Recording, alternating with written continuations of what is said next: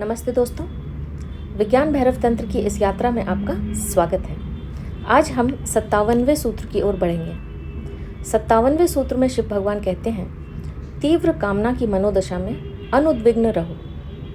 आइए इस सूत्र में बताई गई विधि को समझने का प्रयास करते हैं। जब हमें कामना पकड़ती है, जब चाह पकड़ती है, तब हम उत्तेजित हो जाते हैं, उद्विग्न हो जाते हैं। यह स्वाभाविक है, नेचुरल है।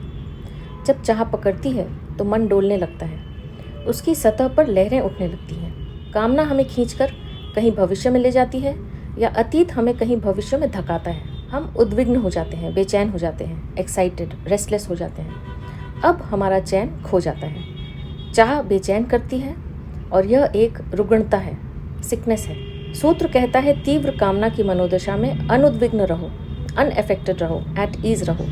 लेकिन प्रश्न यह उठता है कि अनुद्विग्न कैसे रहा जाए। कामना का अर्थ है उद्वेग, अशांति। फिर अनुद्विग्न कैसे रहा जाए, शांत कैसे रहा जाए, और वो भी कामना के तीव्रतम क्षण में। इसके लिए हमें कुछ प्रयोगों से गुजरना होगा, तभी हम इस विधि को समझ पाएंगे। जैसे मान लीजिए कि हम क्रोध में हैं, क्रोध ने हमें पकड़ लिया।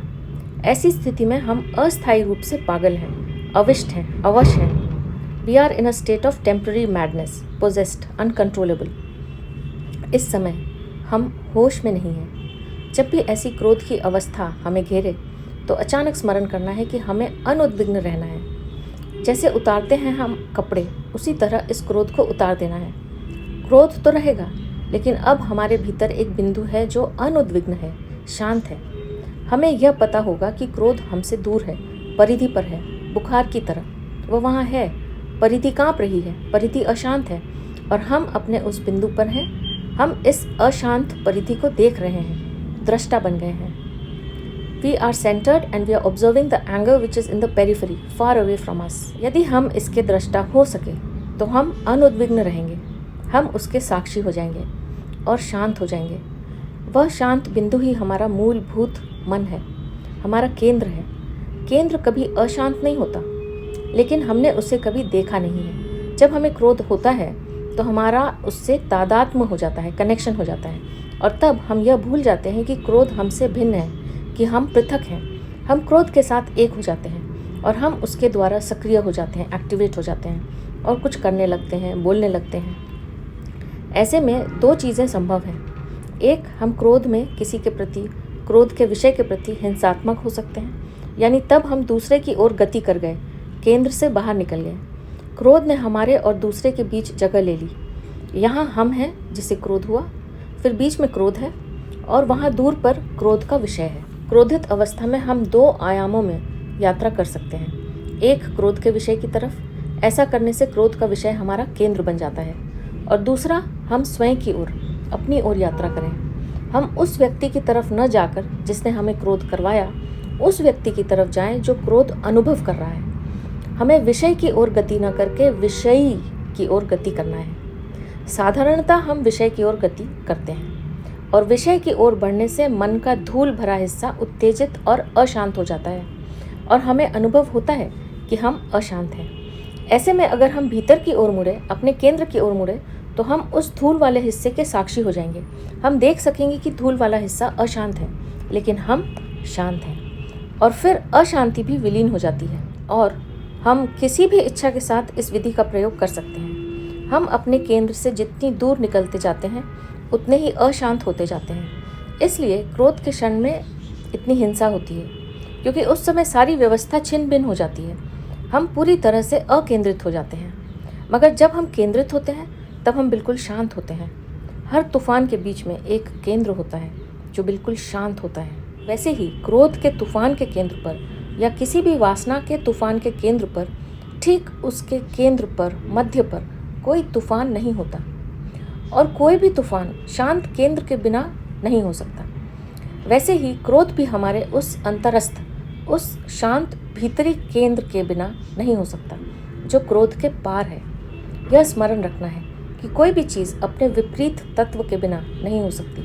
विपरीत ज़रूरी है, उसके बिना किसी भी चीज़ के होने की संभावना भी नहीं है। यदि हमारे भीतर शांत केंद्र न हो तो अशांति असंभव है।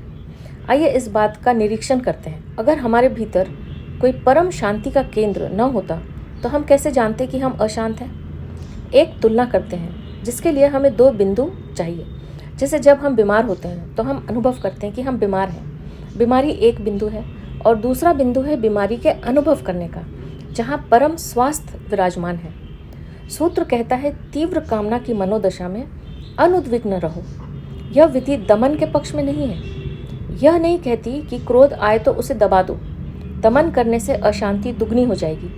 क्रोध अगर हो जाए तो हो जाने देना है, उसके साक्षी होना है। साक्षी होते ही हम केंद्रित हो जाते हैं और केंद्र शांत है तब हम अपने आप शांत हो जाते हैं। दमन से नहीं हो सकते। यहाँ क्रोध का दमन नहीं हुआ, हमारे केंद्रित होने से क्रोध विलीन हो गया। साक्षी हो जाने से न तो क्रोध की अभिव्यक्ति की जरूरत पड़ती है और न दमन की।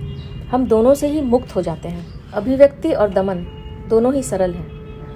कठिन जो है वो है साक्षी बनना। और कभी अभिव्यक्ति की आवश्यकता भी पड़ी तो हम कर पाएंगे पूरी सजगता के साथ। केंद्र में प्रतिष्ठित होना हमें अपना मालिक बना देता है, अन्यथा हम गुलाम हैं। एक नहीं, अनेक मालिकों के गुलाम हैं। क्रोध के गुलाम हैं, अपनी वासनाओं के गुलाम हैं, अपनी इच्छाओं के गुलाम हैं, लोग क्या कहेंगे इसके गुलाम हैं, अपने डर के गुलाम हैं, दुनिया भर के गुलाम हैं। जब हम गुलाम होते हैं तो हम दुखी रहेंगे, अशांत रहेंगे, पीड़ा में रहेंगे। इतने मालिक और सब हमें अपनी अपनी दिशाओं में खींचेंगे। हम विभाजित हो जाएंगे, अखंड नहीं रह सकेंगे, एक नहीं रह सकेंगे और इतने आयामों में खींचे जाने के कारण हम संताप में रहेंगे। और वही व्यक्ति संताप का अतिक्रमण कर सकता है जो अपना स्वामी है, अपना खुद का मालिक है। और यह अनुद्विग्नता हमें हमारा मालिक बना देती है। तो यह था 57वां सूत्र। आप भी इस सूत्र में बताई गई विधि का प्रयोग अवश्य कीजिए और देखिए कि आपको कैसा अनुभव होता है। अब मैं आपसे आज्ञा लूँगी। आपका बहुत बहुत धन्यवाद।